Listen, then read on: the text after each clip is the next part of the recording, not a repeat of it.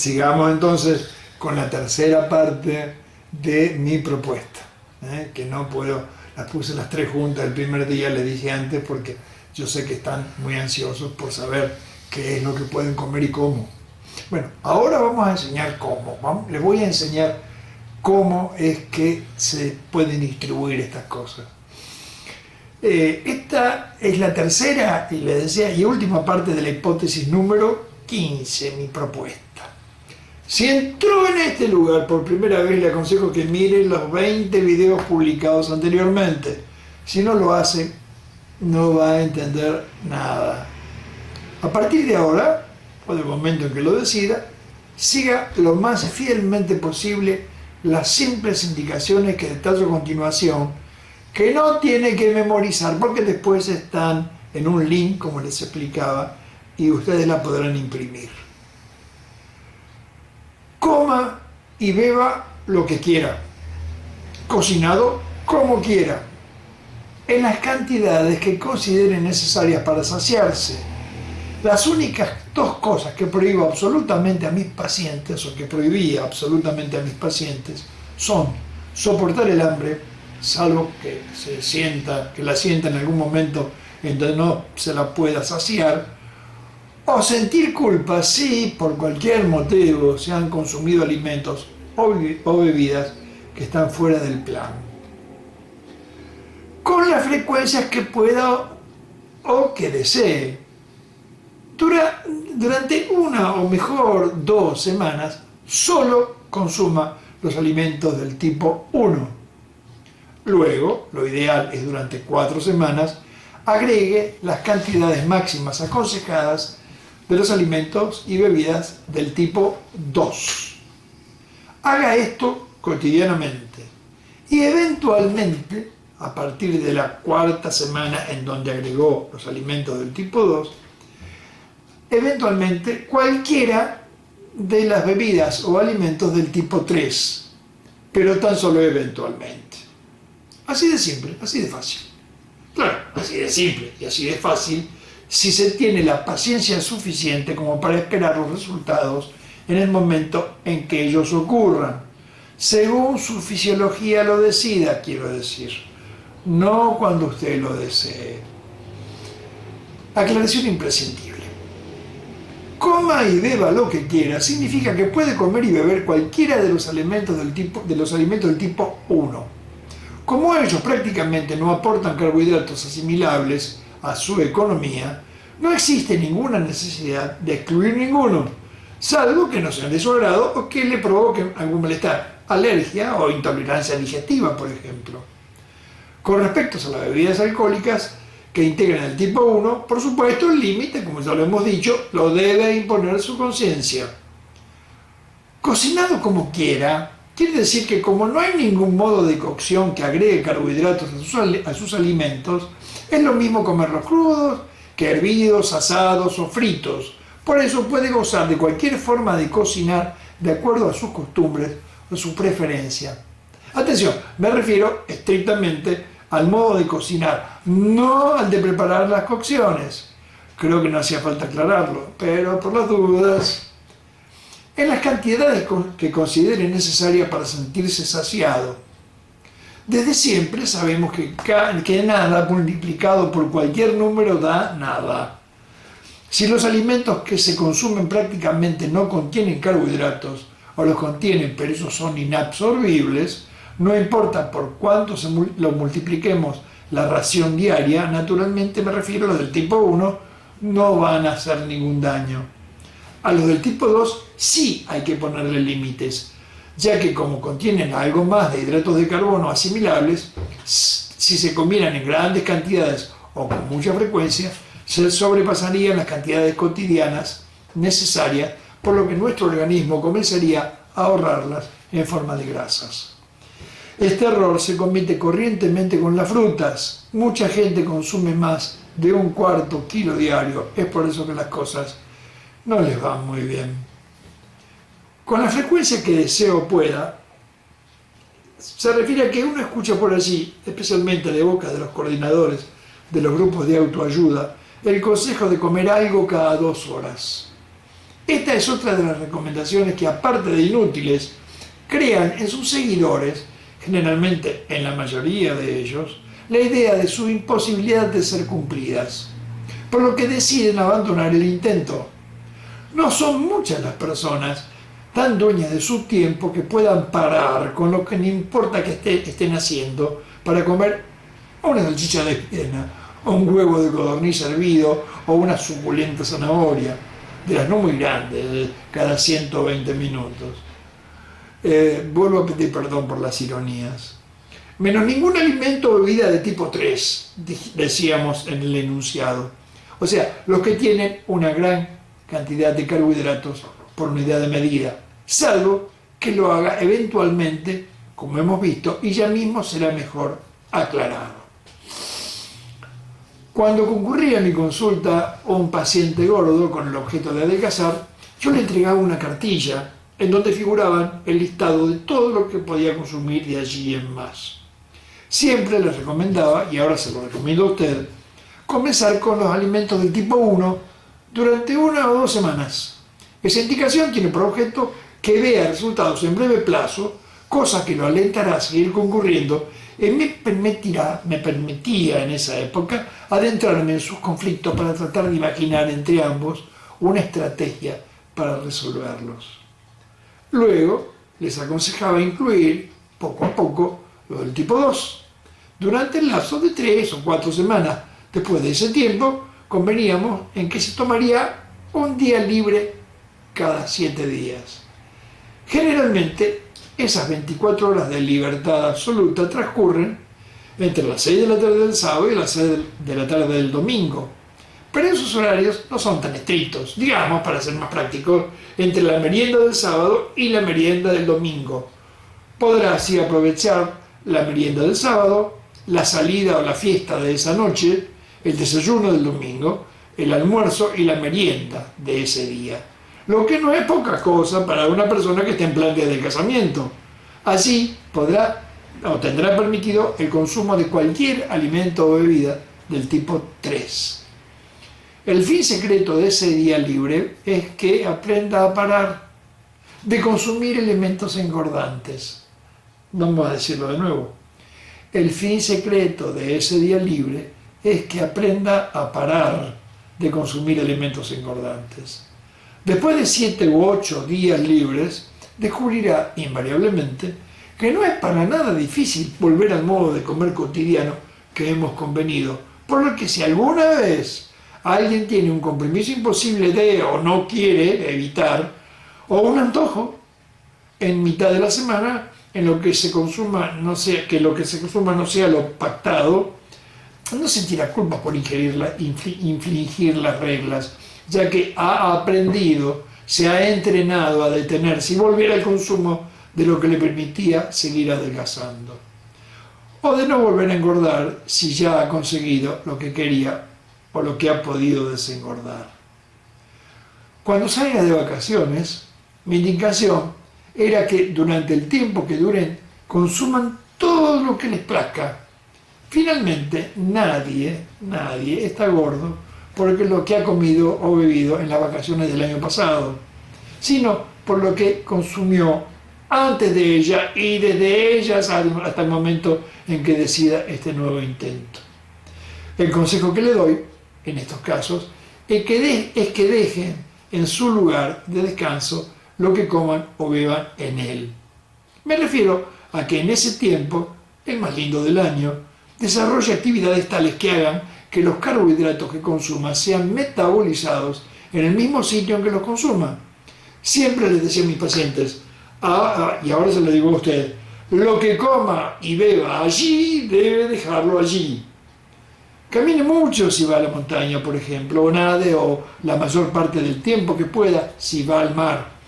El agua de mar siempre está entre 15 y 20 grados más fría que el cuerpo. La temperatura interior es la constante más celosamente cuidada por nuestro organismo. Los 37 grados centígrados interiores, siempre deben ser 37, algunas décimas más, algunas décimas menos. Cuando uno se sumerge en aguas que están, digamos, a 18 o 20 o a 25 grados en mares cálidos, tiene que mantener, cueste lo que cueste, su temperatura interior a 37, lo que significa un formidable gasto energético. Ese es el motivo por el cual uno se siente tan agotado y hambriento después de un día de playa o de pileta. No importa entonces qué tan mal como en esos periodos, los excesos de hidratos de carbono lo dejará allí. A los deportistas que compiten siempre les recomiendo, o les recomendaba algunos desde la primera semana, consumir almidones, harinas, antes de la competencia. Por ejemplo, almorzar una buena porción de pastas si en esa tarde han de participar en algún partido. Al fin, lo que han de almorzar lo han de dejar en la cancha. En esos casos, conviene más comer carbohidratos de lenta absorción. Por eso, el consejo de consumir almidones, que los de rápida asimilación, como son los azúcares simples, miel, azúcar de caña, dulces, glucosa, ya que la absorción de estos se hace tan rápidamente que la mitad de la contienda han de quedarse sin energías. Preste mucha atención a lo que sigue, porque estoy seguro que es la primera vez que lo escuchará de un médico que pretende enseñarle cómo adelgazar, transformarse en delgado, es lo que quiero decir, o de desengordar lo que más pueda. Le adelanto que al principio le parecerá una locura cuando le recomiende, cuando por cualquier motivo vaya a cometer alguna transgresión, le recomiendo cometerla a lo grande. Esto tiene una explicación. La capacidad de absorción de hidratos de carbono, de proteínas y grasas de nuestro intestino no es infinita, tal como no lo es para las grasas y proteínas también. Solo es ilimitada para el agua y el alcohol, y obviamente para todas las bebidas que lo contengan. Sobrepasada una cierta cantidad de alimentos, nuestros intestinos se saturan y ya no pueden absorber más. Digamos, siguiendo con los ejemplos, que poco más que una porción de pizza es suficiente para saturar la capacidad de absorción intestinal.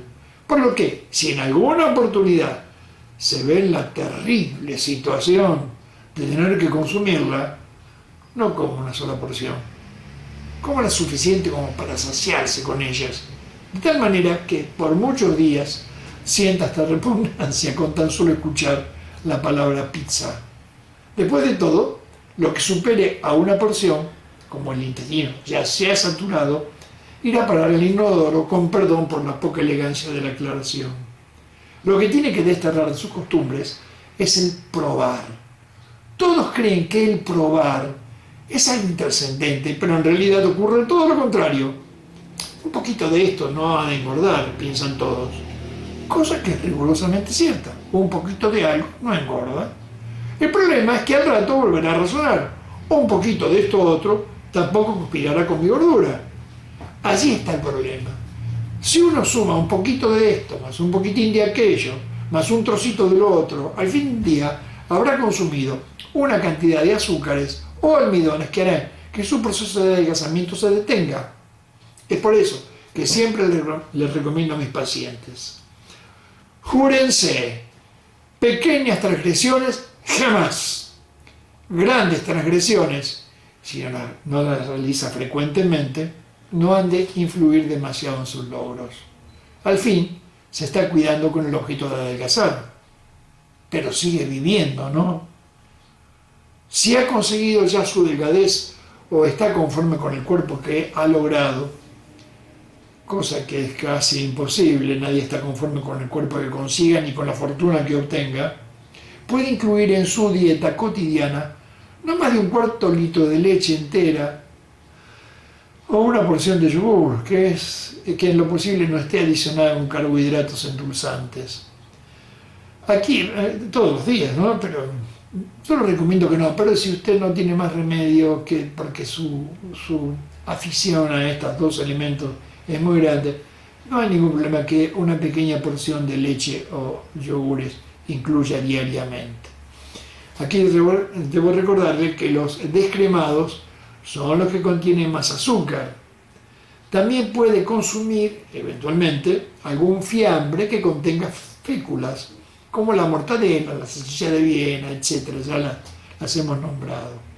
Con respecto a los quesos cremosos, como la mozzarella o el por salud, que no quiere decir por salud, que no significa saludable.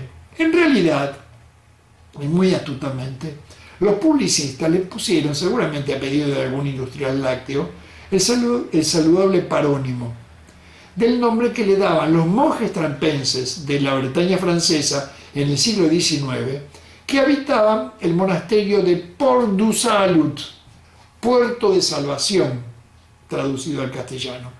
Ellos, para subsistir, desarrollaron un tipo muy especial de queso, costumbre muy francesa, los franceses tienen más de 400 tipos de quesos, al que en honor a su monasterio, Port du Salut, bautizaron de esa manera, Port Salut, Puerto Salvación. No debe ocurrir nada malo si alguna vez los consumen, pero sí no usar, aunque alguna gran empresa láctea le haya sacado la letra T a Port, y quizá dentro de algún tiempo cambie la T de salud por la D. No quiere decir que lo ha transformado en saludable. Ahora hablaremos del modo de adelgazar a partir de la flacura. ¿Se acuerdan que yo les decía que había un modo de adelgazar a partir de la gordura y un modo de adelgazar a partir de la flacura? No es muy común, pero ocurre con cierta frecuencia que me consultan personas delgadas, magras, con el objeto de engordar, según me plantean. Siempre les explico que en realidad no deben engordar, sino adelgazar. Menuda confusión cunden ellos cuando escuchan esas palabras, pero se tranquilizan bastante cuando les explico que adelgazar significa simplemente transformarse en delgados. Cuando un gordo se transforma en delgado, uno dice adelgazó, y todo el mundo está de acuerdo con esa expresión. Pues cuando una persona flaca se transforma en delgada, aunque al principio se le dificulta asimilarlo, acabará por convenir que ha adelgazado, se ha transformado en delgado. Los delgados magros lucen un cuerpo tan antiestético como el más gordo de los gordos, pero peor, ya lo hemos considerado. Un gordo pudiera transformarse en delgado, ni bien se lo permitiera. Mas un delgado magro no podrá hacer nada para mejorar su apariencia. En general, creen que el conseguir engordar solucionará su problema. Para eso actúan, creyendo lo lógico, haciendo lo contrario de lo que hacen los gordos para pretender su delgadez. Comen cuanto carbohidrato encuentran. Y si no lo encuentran, van y lo buscan, como dijimos un día. Y generalmente se atosigan con ellos. Lo que no advierten es que han nacido, por esas raras circunstancias de la genética, con una incapacidad de acumular grasas de reserva. Luego, si consumen una gran cantidad de carbohidratos, lo han de hacer a expensas de una muy fuerte disminución del aporte proteico, por lo que las proteínas que no consume y que son vitales para la renovación trimestral de su organismo, como hablamos en una oportunidad, han de sacarlas de sus generalmente escasos músculos, los que cada vez serán menos voluminosos, cosa que contribuirá a que su imagen sea cada día peor. El razonamiento es horrible. Es como si estuvieran comiéndose a sí mismos. Como ya hemos comentado hace algunas semanas, los médicos a quienes consultan les indican lo que ellos esperan. Coman muchas cosas que engorden, por lo que al ver tan contrariados resultados se sienten cada vez más confundidos. Cuando uno de ellos me consultaba, les explicaba lo mismo que usted ha leído hasta ahora, por lo que deberá él también consumir lo mismo que alguien que quiere adelgazar desde la gordura. Pero esta vez las recomendaciones son más drásticas aún. Generalmente, ese tipo de pacientes son muy inapetentes, y lo son por dos motivos. Primero, porque su naturaleza es así. Segundo, porque invariablemente su estómago está siempre lleno de carbohidratos. Lo primero que tiene que hacer el médico que los trata, es convencerlo de la diferencia entre comer y alimentarse. Lo segundo es tratar de que entienda que si consigue con esa postura de comer cuanta cosa engordante encuentre, su silueta no tiene más camino que empeorar con el tiempo. Lo tercero es que sigan ellos, más que los gordos, al pie de la letra las indicaciones. Y esta vez las indicaciones son un tanto más crueles. Siempre les recomiendo que no consuman ningún alimento sólido ni beban nada con azúcar fuera del almuerzo y la cena. Debe desayunar con tan solo 1 o 2 tazas de cualquier infusión edulcorada artificialmente. Desde ese momento y hasta el mediodía no debe consumir nada que mitigue el hambre que pueda llegar a sentir a media mañana. Esto es lo más difícil de soportar, aunque pudiese mitigarse con algunos maníes o nueces o alguna otra fruta seca, pero tan solo estrictamente lo necesario para mitigar esa sensación de hambre, cosa que es muy rara, generalmente no ocurre. Los que consumen como desayuno un par de tazas de infusión no tienen hambre hasta bien entrado el mediodía. Eso logrará que al sentarse a consumir su almuerzo sienta tanta hambre que se verá obligado a incorporar una muy buena cantidad de nutrientes. Generalmente le recomiendo muchos alimentos y bebidas del tipo 1 y tan solo algunos del tipo 2. A media tarde, igual en el desayuno, una anodina infusión para engañar al estómago, hasta la hora de la cena, y en la cena ha de actuar igual que en el almuerzo. Por supuesto, ellos también tienen su día libre semanal.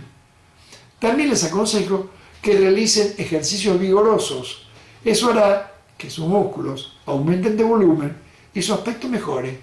El concurrir a un gimnasio es una excelente indicación, haciendo la salvedad que ningún adolescente debe realizar ejercicios que requieren mucho esfuerzo, como el levantamiento de pesas, por ejemplo. Los cartílagos de crecimiento de los huesos largos aún no se han osificado y pueden dañarse con el sobreesfuerzo. Pero no debe preocuparse si el instituto al que le concurre es serio. El profesor del gimnasio estará entrenado como para aconsejarle con exactitud qué cosas debe hacer según su edad, sexo y circunstancias. Ellos son profesionales, téngales confianza y deje también que ellos sean el capitán. Atención, el proceso de adelgazamiento a partir de la flacura es muchísimo más lento que el que parte desde la gordura. Ha de tener usted una paciencia mucho mayor que las que debe ostentar el gordo que quiere adelgazar. Bueno, ahora que está todo explicado, trataremos algo que es fundamental. ¿Cómo medir los logros que se van obteniendo? El pergeñar este trabajo me ha deparado mucho placer. El tema, de haberlo notado, me apasiona, pero también me ha dado dolores de cabeza.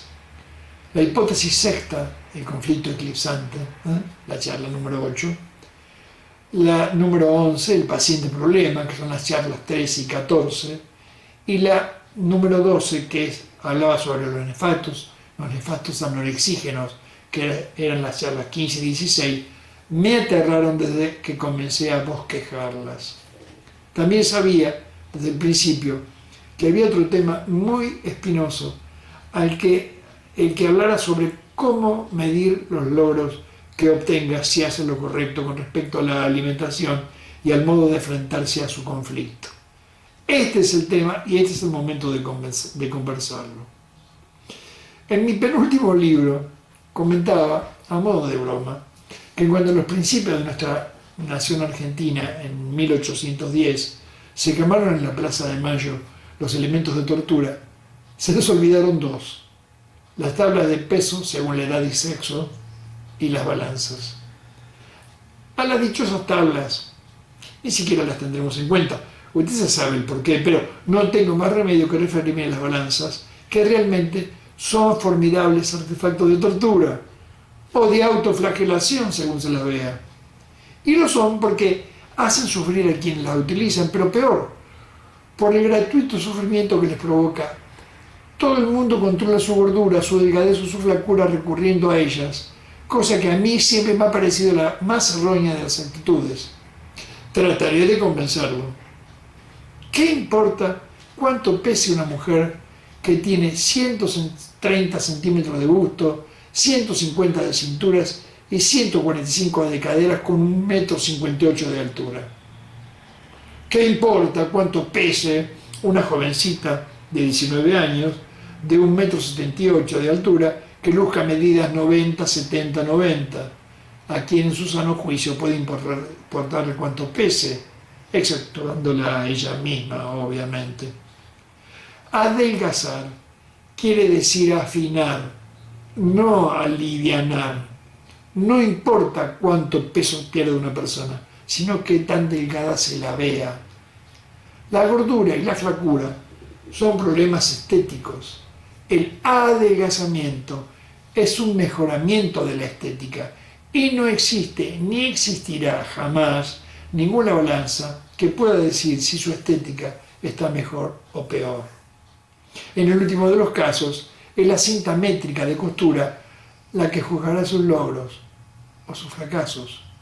Si su cadera era de 120 centímetros y ahora mide 95, es que está delgada o menos gorda, sin importar cuánto peso haya perdido en la empresa. En mi último trabajo les narraba una parábola que inventé hace muchísimos años y que es muy didáctica a mi modo de ver. Una noche un niño le comenta a su madre que no tiene ganas de cenar, que se siente mal y que se irá a acostar. Mamá advierte que sus ojos están demasiado brillantes y que su actitud es inusual, por lo que pone la palma de la mano en su frente, en la frente del hijo. Tal como lo presentía, la siente muy caliente, por lo que decide colocarle el termómetro en la axila. A los pocos minutos advierte que el mercurio marca 39 grados centígrados, le da una dosis de antitérmico y lo mete bien arropadito en su cama. A la hora escucha que su niño pide comida, salir del lecho y bajar a ver televisión. Vuelve a poner la mano en la frente, la nota más fresca, y otra vez el termómetro, que ahora marca 36,7, por ejemplo. Esa actitud es la que tomamos todos ante un caso semejante. Primero la mano en la frente, luego el termómetro en la axila. La balanza es la mano en la frente, la cinta métrica es el termómetro. Bajé 3 kilos, dice uno, correcto, pero ¿cuánto ha adelgazado? Siempre, y muy malintencionadamente, le preguntaba a mis pacientes balanza-adictos si se realizara una réplica exacta, pero en madera de pino de la Venus de Milo, ¿cuál sería más gorda? ¿La original de mármol o la réplica de pino? Todos contestaban lo mismo, la original, porque el mármol es más pesado. No importa cuánto tiempo demoraba en explicarles que si la réplica es exacta, ambas serán igual de delgadas. Tienen tan internalizado que engordar es aumentar de peso, que siguen defendiendo porfiadamente la mayor gordura de la Venus de piedra, aunque simulen haber comprendido mis razones y estar de acuerdo con ellas. Es probable que sienta usted algo de compasión por esa gente tan tosuda, pero quisiera verlo en mi consultorio ante la misma cuestión. Les cuento una anécdota de consultorio que es muy esclarecedora. Hace muchos años vino a verme una abogada que le había ocurrido algo muy especial. Hacía unos 3 o 4 años atrás habían invitado a la familia, esposo y ella, a una fiesta de casamiento muy importante en Buenos Aires. Había que ir vestido de gala.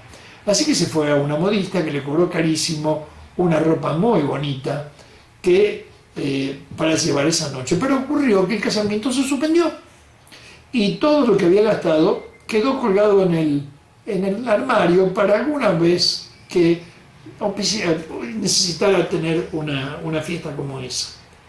Un día viene el marito y le cuenta que en una calle importante de acá de Rosario, la de San Luis, donde hay muchas tiendas, un amigo de él inauguraba ese sábado una gran tienda mayorista. Los invitó.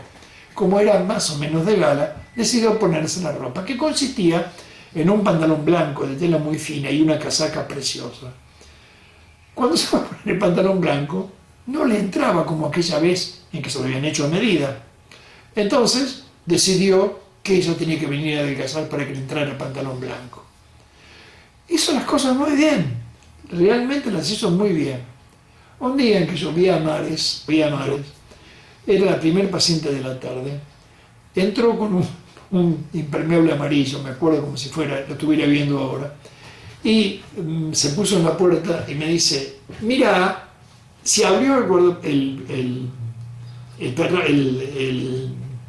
piloto amarillo, y yo no me daba cuenta que estaba perfecta, había logrado una muy buena figura. Era el pantalón blanco, se lo había puesto, por fin, estaba tan contenta, estaba radiante. Bueno, como es costumbre, acto seguido subió a la balanza, porque no se puede evitar eso, y pesaba 300 gramos más, claro, había muchísima humedad, llovía cántaros, su ropa estaba un poco mojada. Cuando vio que pesaba 300 gramos más, se agarró la cabeza y dijo, ¡uy, engordé 300 gramos! No importaba que el pantalón le quedara bien, lo que importaba es que la balanza marcaba 300 gramos más. Creo que es una muy esclarecedora anécdota. Es muy fácil aliviar a la gente. Démosles diuréticos y laxantes, tal como son los pseudo-homeópatas, y al perder una buena cantidad de agua pesarán menos. Póngase a correr alrededor de plaza con ropa muy abrigada, y mejor, impermeable, y verá cómo al volver de la desatinada carrera pesa menos que al partir hacia ella.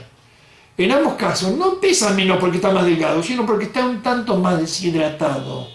1 litro de agua pesa exactamente o prácticamente 1 kilo, y si mediante el método que sea pierde un par de litros, ha de pesar 2 kilos menos.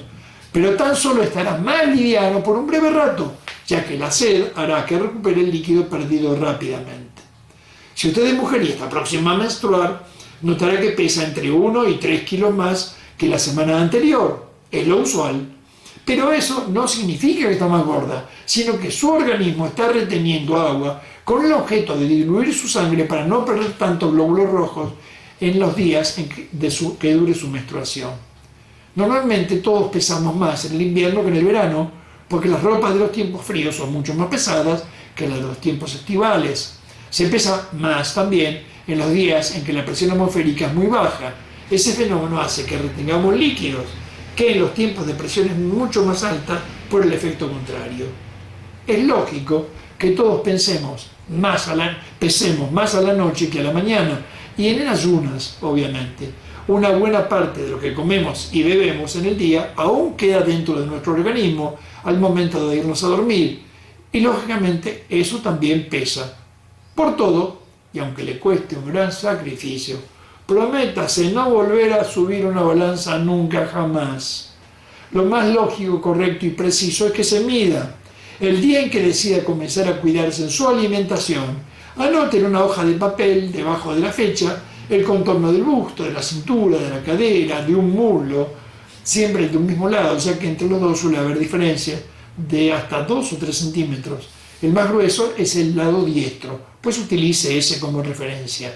También, si lo desea, puede controlar el perímetro de su abdomen, a la altura de su ombligo, o el de su parte, o una parte de otra parte del cuerpo, por ejemplo, los brazos, el cuello, por ejemplo. Luego, con no mucha frecuencia, vuelva a medirse una mañana al levantarse. Haga esto siempre sin ropas y utilizando la misma cinta métrica de costura que usó la primera vez. Y anótelas debajo de la nueva fecha, al lado de los números de la primera medición. El cada cuánto realizar los controles es un gran dilema. Todos quieren volver a medirse al 3er o 4.er día de comenzar a cuidarse. Es una actitud comprensible, pero descorazonadora. Siempre digo que el adelgazamiento es como los árboles. Si uno los mira muy seguido, parece que no crecieran. La frecuencia ideal es una vez al mes. Ese lapso tan aparentemente largo tiene ventajas. Una es que en un mes habrá suficiente diferencia como para notarla muy fácil y felizmente. Otra es que lentamente irá dejando de obsesionarse por ver los resultados. Si estamos muy pendientes de que los logros aparentan ser muy lentos, si estamos muy pendientes de algo, los logros aparentan ser muy lentos. Si dejamos de pensar en ello, parece que ocurrirán con gran velocidad. A medida que transcurren los meses, vaya alargando el periodo entre medida y medida. Al principio cada 30 días, después cada 40, después cada 50, etc. Atención, jamás se mida ni bien regrese de las vacaciones o después de un día libre. Al comer carbohidratos se retiene agua, por lo que sus medidas aumentarán en esos momentos y su peso también. El día que decida tomar sus medidas para controlar su logro, hágalo no menos de 5 días después de terminadas sus vacaciones o en la mañana en que comience su día libre semanal. Cuando descubra que sus medidas dejan de modificarse durante un tiempo prudencial, digamos 5 o 6 meses, y está usted seguro de que se está alimentando correctamente, es muy probable que haya llegado a su delgadez. Me refiero a la que le corresponde, según su sexo, edad, actividad física, herencia y circunstancias. Haga el esfuerzo de consumir alimentos y bebidas del tipo 1 estrictamente durante 2 semanas y luego constate sus medidas. Si no han modificado, puedo asegurarle que ha llegado al fin del camino. El conflicto mayor será ahora tratar de conservar lo que ha conseguido, pero el mayor será aceptar que ese es el cuerpo que ahora le Si las medidas han disminuido, es que estaba haciendo bien las cosas. Si no han disminuido, es que no las estaba haciendo bien. Trate de prolijar su alimentación. Recuerde aquello de menos medidas de las que le corresponden, no lo sueñe. Más medidas de las que le corresponden, no se lo permita. Si a pesar de todo no está conforme con lo logrado, son muy escasos que se encuentran conformes, aún queda la chance de modificar uno de los 5 ítems que definen su delgadez, incrementar su actividad física, pero de eso hablaremos la próxima charla. Y si después de haber escuchado todo lo que ha escuchado, desde el prólogo hasta aquí, decide que la balanza ha de ser el modo elegido para controlarse, lo lamento muchísimo, aunque debo reconocer que la mano en la frente sigue siendo un método empírico, pero bastante efectivo para saber si nuestro hijo está afiebrado. Les ruego que vuelvan a ver nuevamente estas 3 charlas y que impriman la lista de los alimentos de cada etapa que están en el link. Les será muy práctico. Y lo de siempre, si le ha gustado lo que está escuchando, convérselo con sus amigos. Y en la próxima charla hablaremos de la actividad física en el proceso de adelgazamiento. Es un tema muy interesante, va a ver. Si le ha gustado, entonces denle un like y suscríbase. Todavía faltan temas muy importantes. Chao, hasta la próxima.